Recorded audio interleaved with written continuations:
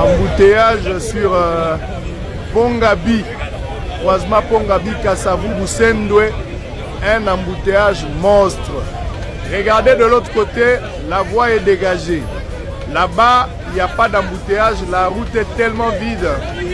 Mais de l'autre côté, ce n'est pas le cas. Bateau va gagner des victoires. Côté la bango yangoul. Bateau va outil Prince Kassavou, va outil triomphal, va gagner des victoires. Moi, il les cas exacts. Place Tazalia, ils ont fait rouge yangoul. Dans la robot. Malgré tout ce que vous voyez, rien ne marche. Regardez encore. Regardez de l'autre côté. C'est là,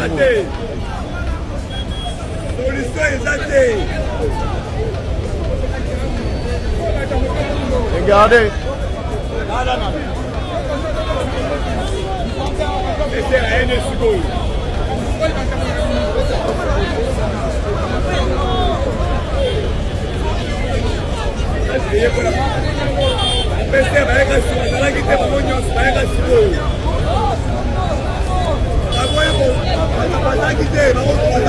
Zela polele, roulage azate, chauffeur, pe moutouna pressé. Finalement, Tokangami. Regardez ça. C'est inadmissible.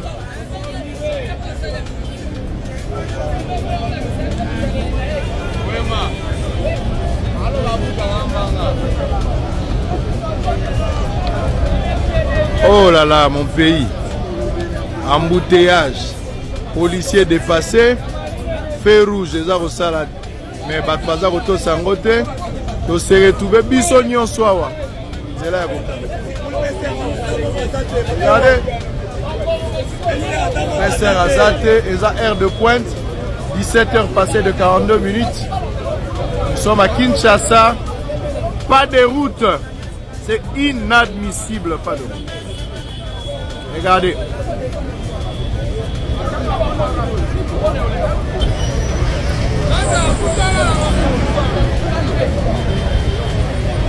C'est rouge et pelé l'ennemi.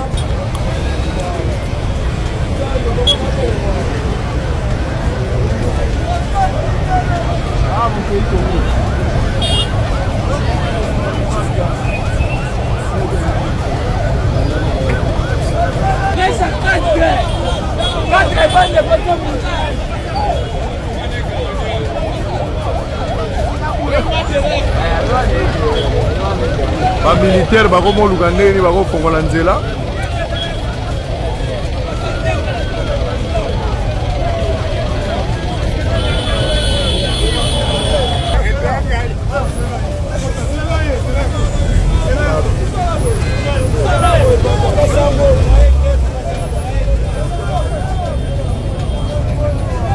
Au salut minutes Bonia. La salle 45 minutes parce que moi était bana la tanga mangina ponga bia ba kula ba se pela ba kanga bitu ka ba ko tshaka kuna le stade de martyr comme plus wa PC ata yo moko papa 45 minutes.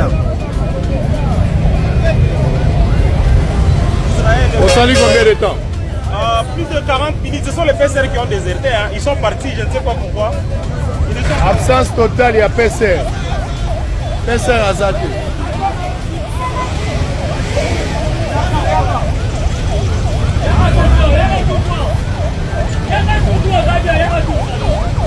Combien de minutes depuis que vous êtes là? Ça fait 1h20 minutes. C'est là et dû à quoi? L'embouteillage, il n'y a pas de PCR. L'absence totale, il n'y a pas de PCR. Depuis Ernie Noza, vous savez combien de minutes? Et où tu as fait l'embouteillage? Pas PCR Baza? Est-ce que pas PCR Baza?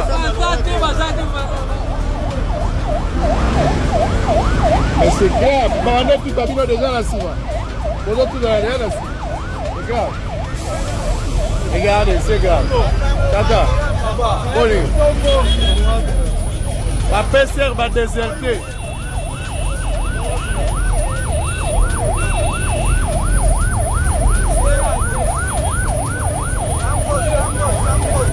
C'est grave.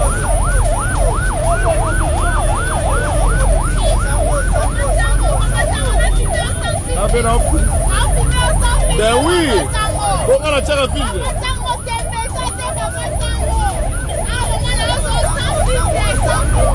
ataka filtre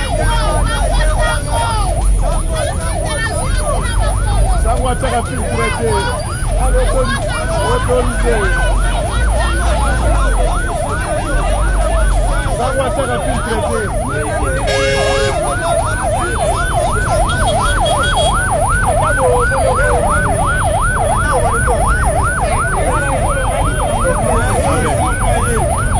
ambulance bloquée dans l'embouteillage, la situation est très catastrophique. Insécurité à Kinshasa. Encore 2 corps sans vie découverts au centre-ville, plus précisément à Gombe. Que doit-on savoir? C'est dimanche 21 juillet dans la matinée, 2 corps sans vie non encore identifiés ont été découverts à Kinshasa. L'un des corps a été trouvé sur le boulevard du 30 juin au croisement avec l'avenue Batetela et l'autre sur la route Poids Lourd. Selon le premier constat, il s'agirait de meurtre. Jean Moutombo, président national de l'association des chauffeurs au Congo, ASECO, pense que ces cadavres sont ceux de chauffeurs tués par des bandits qui leur auraient volé leur véhicule. Cette hypothèse a avancé en raison d'une série de meurtres de chauffeurs enregistrés il y a 2 semaines dans la ville. Ces 2 nouveaux meurtres surviennent malgré l'implication annoncée de la police nationale congolaise pour tenter d'y mettre un terme. Cette situation inquiète l'ASECO. Selon les membres de cette association qui se sont rendus sur le lieu de découverte macabre, le corps des victimes ne sont pas encore identifiés et la police scientifique est à pied d'œuvre. Nous demandons à tous les habitants de Kinshasa, en particulier les chauffeurs, d'éviter les zones calmes la nuit, notamment dans la commune de la Gombe. Nous exhortons également la population congolaise à rester vigilante et à bien contrôler leurs déplacements. Rassure-toi de t'abonner, c'était tout Face Actu, nous t'informons chaque jour. Nazoka ba slogan lokola wa Monsieur Bumba, le gouverneur de la ville, à Lobi Kinshasa Izobon. Il faut ebisa biso quand zolo ba Kinshasa ça la Légion nani. Na boulevard du 30 juin, côté Mokonzamboka le kaka, côté ba ministre ba vanda kaka, il dit que Kinshasa Izobonga. Il faut na comprendre le concept wana nini Izobonga. Kinshasa ya route Mokali parce que Kinshasa olobi ko bonga. Eza Kinshasa ka boulevard Lumumba te, eza Kinshasa ya Poids Lourd te. Eza ka Kinshasa ya Wileri te, eza pe ya route Mokali, eza pe ya Kimbanseke, eza pe ya Zobia. Eza pe ya Salongo, eza pe ya Kisensu. Kinshasa ozolo bezo bonga wana eza pe Kindele. Eza pe Pompage, eza pe Wangu. Eza Mikondo.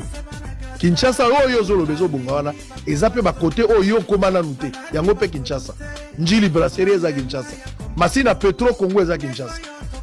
Masina Rai, soko ke na Rai kota Saint-Barthélemy, Mulondo, yango pe eza Kinshasa. Tango lo ba Kinshasa ezobonga. Ozolo la bactère principal côté Mokonzamboka le kaka, côté papa yaka na ba ministre to ozolo la Kinshasa ni. Nan na comprendre te tango ozolo ba Kinshasa ezobonga. Au contraire, Kinshasa ezobeba de plus en plus. Na uti libanda na zongi esengo nyonso tozana même soko ke na intérieur oko vivre na esengo zu mwa Kenya. Mais soko continue avion okomi kana mabele ya Kinshasa. Mawaila tio na nzoto. Environnement ya salité ya bosoto. Mawaila tio na nzoto. Mandicité na balabala koloba kutute. Un désordre organisé. L'inefficacité tactique du contrôle de l'État. L'État est quasi inexistant à Kinshasa. Aujourd'hui, tout l'État est raté. Na yena jungle, bon, mais wapi. Mais capitale, miroir et mboka. À un certain moment, on est perdu. Moto avandi na mboka. Au-delà de la condition de décrier awa. Par rapport au rapport au sala. Mais, na mboka embouteillage exact. Namboka pollution ezalite même ya musique ezate les a salité Daniel Bumba Kouloun ezali Daniel Bumba Banzela ezalite provincial ezalite oyo poni o kanisa na mutu na yo oye obandi na malamu malamu wana obandi ezate ko sali eloko ezaka ke oye okomi gouverneur yo moko zolunga ola musande milimo et vous les députés vous êtes témoins avec cette opération. Cette opération ozaki na mandat passe oyebi ndenge elelisa ki bato. L'état pesi bato misala te. Bato bana pasi grogne za na social. Mais quel est le démon qui prend Bumba pour à penser aujourd'hui qu'on relancer cette opération coup de poing ceux qui ont évalué bilan nango est largement négatif. Bato batika na ba souvenir ba perdre ba kufa ba kufa. Et ça sous les impuissants députés ne besoin comme Makambo. Sango, moi personnellement, je ne sais pas si je vais choquer certaines personnes, je soutiens cette initiative même à 2000%. Ah, vous soutenez? Nous soutenir Yango. Parce que comme j'étais en train de dire tantôt, le problème avec Kinshasa, c'est le problème Yabomoto. et si libiso tellement que tokomi kosala makambo ndenge motema na yo sepeli yo imaginer cadastre apesi yo lupango ya 20 sur 20 yo lobi te nga 20 sur 20 ekoki te fona bimata na 22 fona bimata na 24 et pendant ce temps ovandi à l'aise ozolala ozolamuka biso par exemple na lemba vous avez des gens oyo atongi na tinel atchepe balocataire pe baofutela bavanda na tinel baopese mbongo mais il est le premier à critiquer l'État et je pense que et le Waliboso, on a il faut sa autorité à l'État na ville à Kinshasa. Je soutiens son idée, mais ce qui a resalango na norme, a resalango pe na resalango na ba sentimenté, o esika muta lekisi, esika muta tongi anarchiquement babuka. Moi je suis 100% d'accord que babuka yango. Il est vrai. Il est vrai que Togo Lobageno, Nzala, Bapesibiso Moussalate, mais ça passeporté, Oyo, parce que Bafuti yote, parce que Zana Moussalate, o se permettre, au Bimina Point Moro, Boyotongi, boutique Nayo, bien la Quatia, Nzela, les ala trottoir pour Nabatunion, Oyo, érigé salon de coiffure dans place Wana, et ça passeporté, parce que Zana Moussalate, Obima, o utilisé espace public, to utilisé au-delà à mètre carré au Bapesio. Je crois que, au Loba, Libanais et nous saurons ceux qui réellement rigueur na ero kende kaka na ba nationalité ceux qui plus pena ba.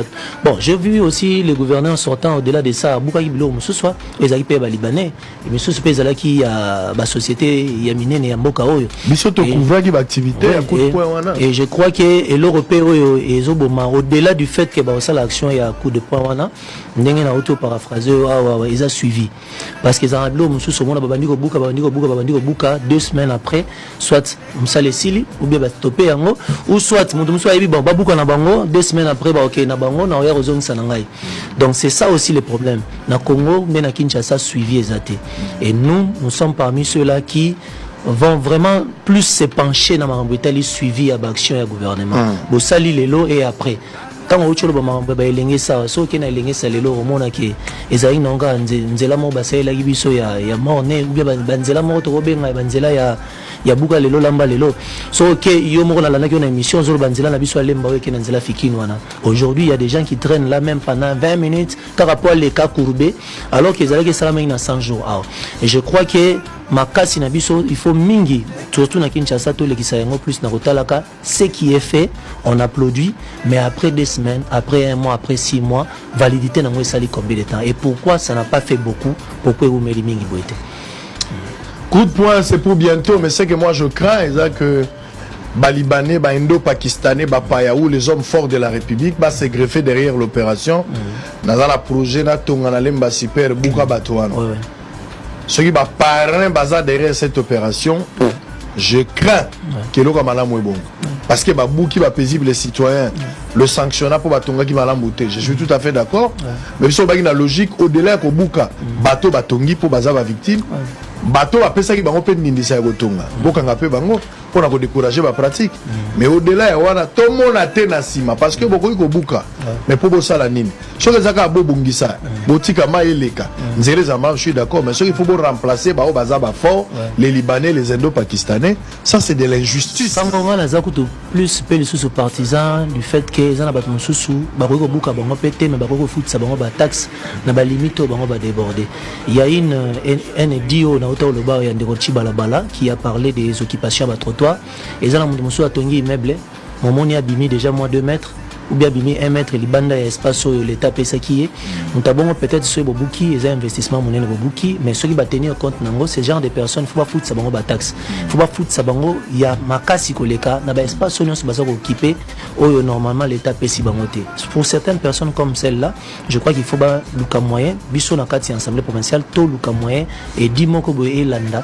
pour que ba foutre ça bato on a passé de l'argent aussi qu'on peut empocher derrière ça mais au nyonso à empêcher en prise publique toi occupation illégale dans l'espace OESA azala mundele toi azala congolais je crois que il faut pas être to sali toi madoué qui noa mingi et je pense que il est temps cette fois-ci rigueur et kotanan parce que ba autorité na biso moi je suis tous les jours en train de fustiger comportement et à la police ba autorité à la police ba autorité na miribeno tozana bango ba vandi mingi na bureau poto tombola Kinshasa ezo senga mingi to cha rigueur congolais na posa ba madoué te congolais na posa ba chela rigueur le tozobo une politique à une justice à double vitesse.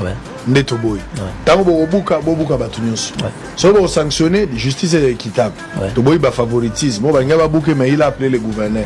Gouverneur a vu bonanga la buka mais pour na yo na tiki. Ça ndeto lingite. La loi doit être impersonnelle. So est comme loi mo caricaturé pour satisfaire un groupe d'individus. Ah voilà ndeto boy. Bakana to dénoncer. Ngai na lingaki te bumba bima gouverneur. Ça je dis et je le répète, je assume. C'est un choix. La Lingagité Bumba bima gouverneur. Je doute que Bumba sera en mesure de faire quelque chose. Je ne le crois pas. Mais ce qui Bumba sali les comptes, il a intérêt. Il y a ça les comptes pour nous prouver batouga babiso toi là doute. Nous ne croyons pas tout changer maloba. Donc soit sali en gote on peut s'abiso argument davantage pour tout aller la musique. Nous sommes là pour observer notre choix de ne pas le voir gouverneur. Il a intérêt à ça. Soit sali mabé, à mon abiso nanzela nae. Mais soit sali malamu, nous on va accompagner. Non, on n'a pas de problème. Sango, je vais te paraphraser parce que j'aime être très sincère. Même Ngapena Bandeli, je n'étais pas partant pour lui. C'était pas un cheval sur qui j'avais misé. Mais tant que solo naie à convaincre nga, surtout que mon anda kuna UDPS, Nathalie volonté naie, Nathalie na détermination zalaki nango, yango na utilisé comme gage. Yamzelo Tokene ensemble, j'ai pris et je continue à croire que à relever des défis. Et cet endroit, aux accords à Yomorote, na ocho yebisonga mopene bandel nazalaki partante et PBLP, bazo pesa y confiance te. Mais je suis sûr que Nzamba Ocha et Maboko et puis détermination zalaki nango à refaiblir nango te. Mais il y a aussi un fait on a souligné congolais tout quinois généralement pesa mutu confiance te. Azela mingi minga zela temps pour critiquer et ça c'est aussi un comportement que nous devons bannir dans la ville à Kinshasa. Moi, je suis observateur. C'est vrai, il faut à l'observateur. Moi, je suis observateur. Faire appel dans le bon sens, dans le patriotisme. Ce qui déjà l'oni si moulimo ya comme on a échec naie, au Kansake yem tago échoué, mais c'est la ville qui va perdre. Maintenant, la jurisprudence est belée. Méfiance au Togo Minango Léona Badou, sur base, il y a ma prédécesseur. On a fait confiance aux gens, mais on n'a pas vu le résultat. Et puis, Nata à Congo, Nata à Kinshasa. Moi, je pense que Bumba a un taille dans mon tête. Mais le rôle a commis ici. Moi, je ne prie pas pour Bumba. Ça, je vous dis, je ne peux pas être hypocrite. Dans le lobby, je ne prie pas pour Bumba. Ça, je te dis. Ce n'est pas mon choix, je ne prie pas pour lui. À ça, la moussa laissée. À ça, l'église, n'a pas un club. À part que vous en l'église, vous avez un club. Si vous êtes au bon de la pone, vous avez un club au bon de la pone. Allez, on va terminer, messieurs et dames. IDP, c'est pas la mino maquillée, les alliés. Tina Bala.